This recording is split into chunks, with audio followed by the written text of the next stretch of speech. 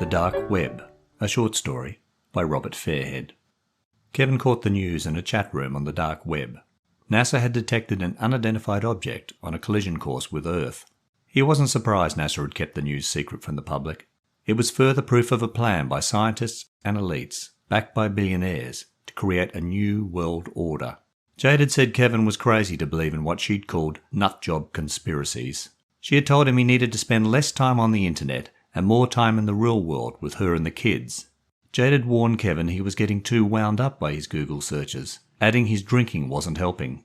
But Kevin couldn't stop himself, and the more he searched the internet, the more websites he found whose conspiracy theories made sense to him, from Apollo 11 to 5G towers. Night after night, Kevin stayed up long after everyone had gone to bed, drinking bourbon and diving deeper and deeper into alternate universes and truths. And then he discovered the dark web, and his in-depth chat room exchanges soon confirmed he wasn't following nutjob conspiracies. Kevin had tried to explain to Jade how an unholy trinity of scientists, global elites and billionaire bankers were faking scientific research to fool the public. Their goal was to replace democratic governments with unelected technocrats. It was all there in black and white, with links on the dark web. But instead of being impressed, Jade had laughed, mocking Kevin and his band of dark web misfits. The arguments with Jade and Kevin's drinking got worse, and finally he moved out of the family home and into a one-room apartment. Kevin missed his kids, but now he could sit at the computer with his bourbon and browse the dark web without Jade carping at him. He'd started calling in sick for work after all-night chat room sessions, and recently his boss had given him an official warning to supply a doctor's certificate in future. Though, having learned about NASA's discovery on the dark web, Kevin knew there might not be a future. He also knew it was part of the unholy trinity's two-pronged plan: spread fear and panic and change through fake news, like global warming, and deliberately keep real existential threats a secret, like this one.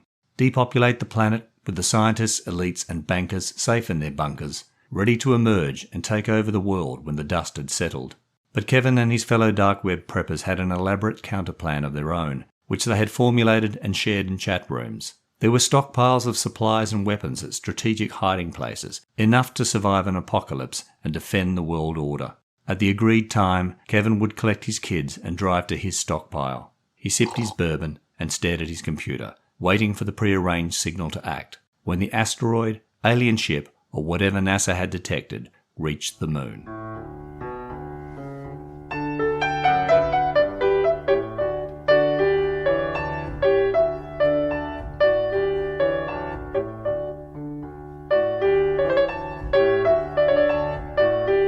Hi, I'm Robert Fairhead from Tall and True Short Reads and the Tall and True website.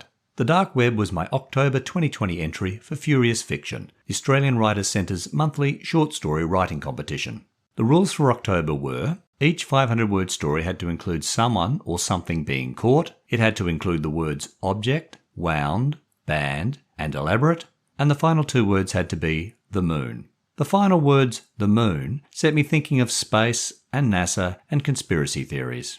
And this led me to write a story about a man who spends too much time in the dark alternate universes and truths of the internet and not enough time in the real world with his family. As for the other words, did you catch them in the story? If not, listen again, and here's a tip. Each is only mentioned once and in the following order: caught, object, wound, band, and elaborate. I didn't win October's Furious Fiction, but once again I enjoyed furiously working my imagination around the criteria and writing the short story in 55 hours, albeit a darker one than my previous entries.